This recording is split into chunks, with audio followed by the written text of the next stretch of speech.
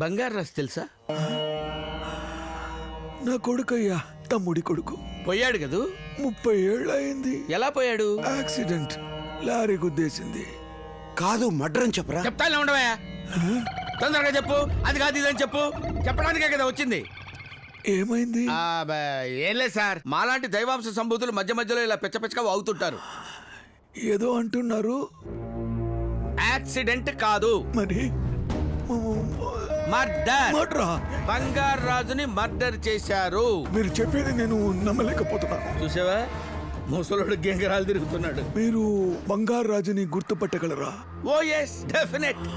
అయితే మీరు ఒకసారి నాతో రండి. పదండి.